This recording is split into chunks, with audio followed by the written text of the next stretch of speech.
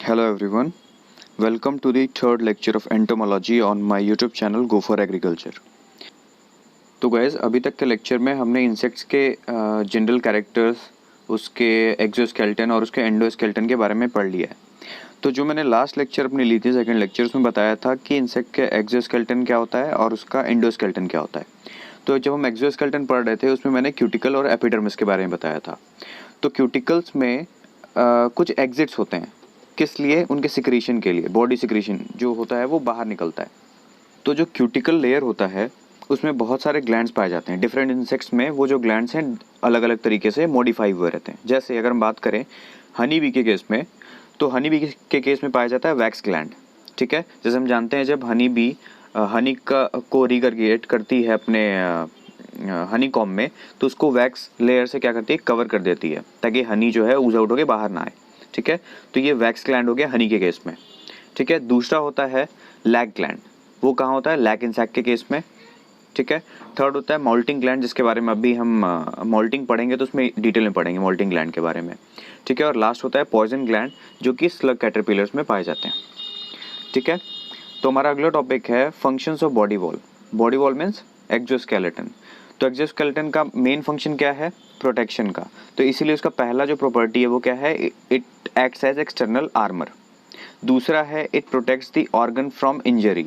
जो उसके विशरल ऑर्गन्स हैं इंसेक्ट्स के, उसको प्रोटेक्ट करने में हेल्प करता है। थर्ड क्या है? It protects the insect from chemicals, parasite and predators. Chemicals क्या मतलब? डिफरेंट इंसेक्ट्स क्या होते हैं, दूसरे इंसेक्ट्स को मारने के लिए क्या करते हैं, different type of chemicals release करते हैं। तो इंसेक्ट्स के ऊपर क्या होता है कि इसका जो क्यूटिकल या फिर एक्सोस्केलेटन है प्रोटेक्ट करने में हेल्प करता है पैरासाइट से, प्रीडेटर्स से और डिफरेंट केमिकल से। चौथा है जो मसल्स हैं इंसेक्ट्स के, वो अटैच कहाँ होते हैं? उसके इंडोस्केलेटन से। और इंडोस्केलेटन किस चीज़ से बना हुआ है? यही जो एक्सोस्केलेटन है वो अंदर की तरफ इन्वेड कर जाता है बॉडी में। यानी कह सकते हैं कि जो बॉडी वॉल ही है वही मसल अटैचमेंट में हेल्प करता है। अगला है कि जो बॉडी है उसके ऊपर मैंने क्या बताया था? Cuticle layer. क्यूटिकल क्या होता है? स्क्लेरोटाइज्ड लेयर होता है, मतलब एक ऑयल लेयर होता है उसके ऊपर, ऑयल जैसा कुछ लेयर होता है जो कि पानी, जो बॉडी में पानी है उसको इवेपोरेट होने में कह सकते हैं, फिर वाटर लॉस को बचाता है। ठीक है, मतलब उस चीज़ को बना देता है वाटर रेजिस्टेंट। ठीक है, अगला है it helps to sense the environment, क्योंकि हम जानते हैं क्यूटिकल जो लेयर है उसी के ऊपर बहुत सारे इंसेक्ट्स के सेंसरी ऑर्गन्स पाए जाते हैं, जैसे एंटीना हो गया, आई हो गया। तो ये एज अ सेंसरी ऑर्गन भी हेल्प करता है। ठीक है, और लास्ट है ये जो सबसे ऊपर जो लेयर है इंसेक्ट के ऊपर, यही इंसेक्ट के बॉडी को क्या करता है? कलर प्रोवाइड करता है। तो जो डिफरेंट डिफरेंट इंसेक्ट्स में कलर होते हैं वो भी उसके बॉडी वॉल यानी एक्सोस्केलेटन की वजह से होते हैं। तो गाइज आज का जो हमारा मेन टॉपिक है वो है माउल्टिंग और उसके प्रोसेस के बारे में पढ़ना। तो चलिए स्टार्ट करते हैं आज के अपने लेक्चर को। तो माउल्टिंग, माउल्टिंग क्या होता है कि हमने बहुत सारे इंसेक्ट्स में देखा होगा कि वो अपने ओल्ड जो एक्सोस्केलेटन है उसको श्रेड ऑफ कर देते हैं, छोड़ देते हैं। ठीक है, और उनके बॉडी के ऊपर क्या हो जाता है? नया बॉडी वॉल बन जाता है। ठीक है, तो इसको अगर हम साइंटिफिक डेफिनेशन में बोलें तो it is a periodic process of shredding of old cuticle and the formation of new cuticle. तो ध्यान रखना, माउल्टिंग में सिर्फ ये नहीं होता कि इंसेक्ट अपने एक्सोक्यूटिकल को और एपिक्यूटिकल को निकाल देता है। उसमें क्या होता है कि निकालना और साथ साथ नया क्यूटिकल का फॉर्मेशन, ये दोनों मॉल्टिंग कहलाता है। मतलब इसमें होगा क्या कि ओल्ड क्यूटिकल श्रेड ऑफ हो जाएगा और न्यू क्यूटिकल का क्या हो जाएगा? फॉर्मेशन हो जाएगा। ठीक है, तो जो पार्ट एक्सोस्केलेटन का निकल जाता है, हर बार मॉल्टिंग के बाद निकल जाता है, उसको हम लोग क्या बोलते हैं? एक्सुविया कहते हैं, EXUVIA। ठीक है, और इस मॉल्टिंग के प्रोसेस का दूसरा नाम क्या होता है? एक्डायसिस भी कहते हैं इसको। ठीक है, ये इंसेक्ट्स के लाइफ साइकिल में कई बार होता है। ठीक है, और ये जो इंसेक्ट्स में जो होता है ये इमेच्योर स्टेजेस में होता है। ठीक है, तो माउल्टिंग, दो माउल्टिंग जो हुआ कंसेक्यूटिव माउल्टिंग, उसके बीच के टाइम को हम लोग क्या बोलते हैं? स्टेडियम कहते हैं। ठीक है, और एक माउल्टिंग से सेकंड माउल्टिंग हुआ तो उसके बीच के डिफरेंस को स्टेडियम, और जो नया स्टेज बनता है, मतलब एक माउल्टिंग के बाद जो माउल्टिंग 2 स्टेज बना, हर स्टेज को हम लोग क्या बोलते हैं? Instar, INSTAR। ठीक है, यहाँ मैंने एक फ़ोटो दिखाया है जिसमें माउल्टिंग होने पे जो उसका जो क्यूटिकल है वो बाहर आ गया है। ठीक है, अब हम मेन पढ़ेंगे इसके स्टेप्स के बारे में। तो देखो, माउल्टिंग जो होता है इसमें बहुत सारे स्टेप्स हैं, लेकिन मैंने यहाँ पे मेन 2 स्टेप्स के बारे में बात करा है, इन्हीं 2 स्टेप्स को हम डिटेल में पढ़ेंगे। तो माउल्टिंग जब किसी इंसेक्ट्स में होता है, किसी भी इंसेक्ट में होता है, तो 2 चेंजेस होती हैं, पहले बिहेवियरल चेंजेस और दूसरा फिजिकल चेंजेस।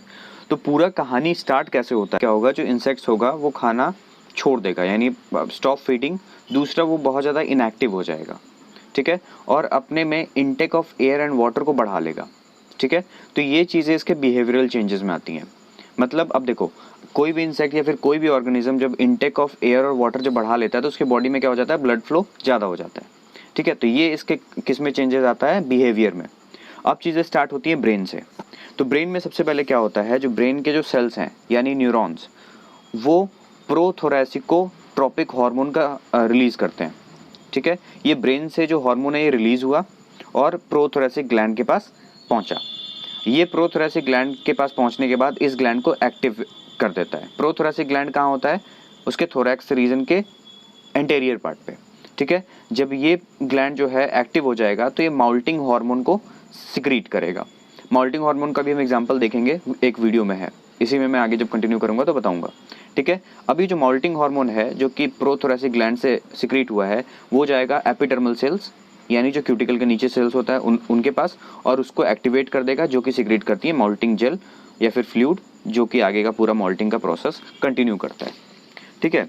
तो हम एक एक स्टेप को तरीके से पढ़ेंगे। तो बस ध्यान रखना, माउल्टिंग में 2 स्टेप है, एक बिहेवियरल चेंजेस का और दूसरा फिजिकल चेंजेस का। तो बिहेवियरल चेंजेस तो कहाँ तक ये चीज़ें मैंने बताई कि वो intake of air and water करेगा ज़्यादा, जिसकी वजह से उसका ब्लड फ्लो जो होगा, यानी ब्लड नहीं कह सकते, हीमोलिम्फ जो होगा उसमें प्रेशर बढ़ जाएगा, ठीक है। अब बात करते हैं इसके फिजिकल चेंजेस पे।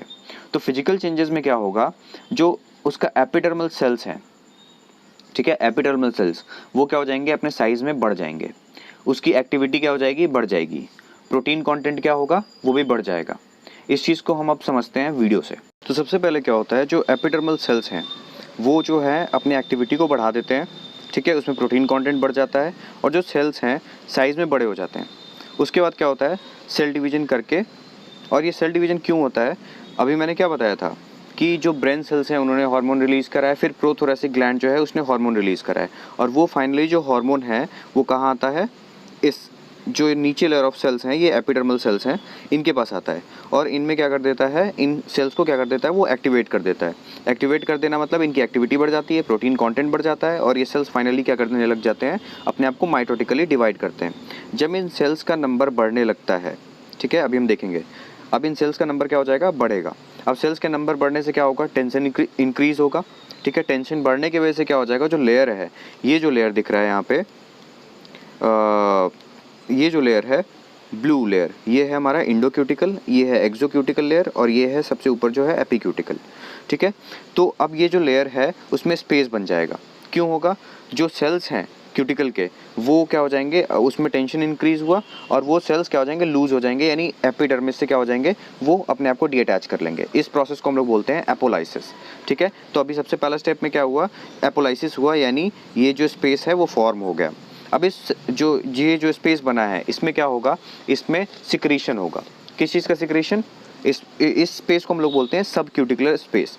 इस स्पेस में क्या होगा, माउल्टिंग जेल का सिक्रीशन होगा। माउल्टिंग जेल क्या होता है, ये एंजाइम में रीच होते हैं, किस तरीके के एंजाइम में, काइटिनेज, प्रोटीनेज, ये क्या करेंगे, डाइजेस्ट करेंगे, क्यूटिकल को डाइजेस्ट करेंगे, क्योंकि ये जो क्यूटिकल का जो इंडो क्यूटिकल लेयर है वो किस चीज़ में रीच होता है, मैंने बताया था काइटिन में होता है, ठीक है। तो उसको कौन डाइजेस्ट करेगा, काइटिनेज एंजाइम, ठीक है। वैसे ही डिफरेंट प्रोटीन्स को ये डाइजेस्ट करेगा। तो इसमें आगे देखते हैं कि अभी जो माउल्टिंग जेल जो सिक्रीट हुआ है, वो ये जो माउल्टिंग जेल जो सिक्रीट हुआ है, माउल्टिंग फ्लूइड, ये क्या करेगा, ये वाले ब्लू वाले लेयर को क्या करेगा, डाइजेस्ट कर देगा। अब इसके डाइजेस्ट होने के बाद क्या होगा, ये जो स्पेस है और इस स्पेस में जो फ्लूइड है वो बाकी रीअब्जॉर्ब हो जाएगा, ठीक है। और उसके ऊपर क्या होगा, न्यू एपिक्यूटिकल का फॉर्मेशन हो जाएगा, यानी ये स्पेस वैसी ही है और नीचे नया एपिक्यूटिकल, यानी जो ये जो ऊपर वाला पीला वाला लेयर है ना, ये वाला, यहाँ पे भी एक न्यू लेयर फॉर्मेशन हो जाएगा। तो ओवरऑल जो बात अभी हो रहा है वो क्या हो रहा है, माउल्टिंग जेल आया और माउल्टिंग जेल ने जो इंडो क्यूटिकल है उसको डाइजेस्ट कर दिया और नया ऊपर में एपिक्यूटिकल का फॉर्मेशन हो गया, ठीक है। अब बनेगा हमारा अंदर में प्रोक्यूटिकल। प्रोक्यूटिकल किसको बोलते हैं, एक्सोक्यूटिकल और एंडोक्यूटिकल। तो यहाँ पे जो नया लेयर बना है, यहाँ पे गौर से देखना, ये वाला लेयर, ये जो येलो वाला लेयर है, यहाँ पे जो नया लेयर बना है इसके नीचे अगर ध्यान दो तो इसके नीचे ब्लू रंग का जो लेयर है वो फिर से बन गया। ये क्या है, इंडोक्यूटिकल, और पतला सा ब्राउन रंग का जो लेयर है वो क्या बन गया हमारा, एक्सोक्यूटिकल। यानी नीचे देखो जो प्रो क्यूटिकल है उसका फॉर्मेशन हो गया और ऊपर में एपीक्यूटिकल का फॉर्मेशन हो गया। मैंने बताया था एपीक्यूटिकल डिफरेंट लेयर्स में होते हैं, 5 लेयर में। तो इसमें धीरे धीरे करके क्या होगा, वैक्स लेयर, सीमेंट लेयर का फॉर्मेशन होता चला जाएगा। यानी ऊपर वाला जो येलो वाला लेयर है जो एपीक्यूटिकल है वो कंप्लीट अपने आप को बना लेगा। तो ये ऊपर वाला जो लेयर था जो पहले से इंसेक्ट्स में था वो क्या हो गया, अलग हो गया बॉडी से, और एक नया लेयर फॉर्म हो गया। अब देखो ऊपर वाला जो लेयर है वो क्या है, अगर लेंथ में, ये तुम्हें लेंथ से समझाया हुआ है, इसका लेंथ क्या है, कम है अंदर वाले लेयर से। ताकि अंदर, इससे क्या फ़ायदा होगा, जो अंदर होगा छोटा है, सॉरी अंदर जो है बड़े लेंथ में है और बाहर जो है वो छोटे लेंथ में है। तो अंदर क्या होगा, प्रेशर क्रिएट होगा, और जो पहले का यानी जो ओल्ड है जो क्यूटिकल है वो क्या हो जाएगा, उस पर प्रेशर क्रिएट करके उसको बाहर निकालेगा। ठीक है, तो आगे देखते हैं इसमें। तो जो एपीक्यूटिकल लेयर है पुराना वाला, उसका लेंथ छोटा है और नीचे वाला जो है वो बड़ा है। तो इसकी वजह से क्या होगा, ये जो लेयर है एपीक्यूटिकल का वो पेरिस्टाल्टिक मूवमेंट से क्या होगा, बाहर निकल जाएगा। ठीक है, और इसके बाद अपना एक्सोक्यूटिकल और एंडोक्यूटिकल तो फॉर्म हो ही चुका है। तो ये जो पूरा प्रोसेस है इसमें हुआ क्या है कि हम जो पूरा प्रोसेस देख रहे हैं स्टार्ट कहाँ से हुआ, ब्रेन से। और ब्रेन फिर किसको, एंडोक्राइन ग्लैंड को हार्मोन से एक्टिवेट करता है, और वो जो एंडोक्राइन ग्लैंड है वो हमारे एपिडर्मल सेल्स को एक्टिवेट करता है। तो लास्ट चीज़ इसमें ध्यान रखना कि जो एपीक्यूटिकल है और एक्सोक्यूटिकल है वो ब्लू वाले लेयर को छोड़ के, उन दोनों को छोड़ के मैं बात कर रहा हूँ, ब्लू वाले लेयर को छोड़ के मैं बात कर रहा हूँ। जो एपीक्यूटिकल है और जो एक्सोक्यूटिकल है यही सिर्फ रिमूव आउट होता है। इंडोक्यूटिकल जो क्यूटिकल का जो लेयर है वो डाइजेस्ट हो जाता है माउल्टिंग फ्लूइड के द्वारा। ठीक है, तो ये जो पूरा इवेंट है ब्रेन से स्टार्ट होता है और एंड कहाँ हो जाता है, माउल्टिंग फ्लूइड पे, जो आके फाइनली डाइजेस्ट करता है और जो एपिडर्मल सेल्स हैं वो न्यू क्यूटिकल का फॉर्मेशन कर देते हैं। ठीक है, तो आज के लिए इतना ही। आई होप ये लेक्चर समझ में आया होगा। Till then stay tune. किसी को भी इस लेक्चर के बारे में कुछ पूछना है तो मुझे मेरे इंस्टाग्राम चैनल पर मैसेज कर सकता है, और इस वीडियो के कमेंट सेक्शन में भी तुम पूछ सकते हो। मेरे चैनल को सब्सक्राइब करो, गो फॉर एग्रीकल्चर। और जिसको भी इस वीडियो की PDF चाहिए, PPT चाहिए, वो नीचे दिए गए लिंक से डाउनलोड कर सकता है।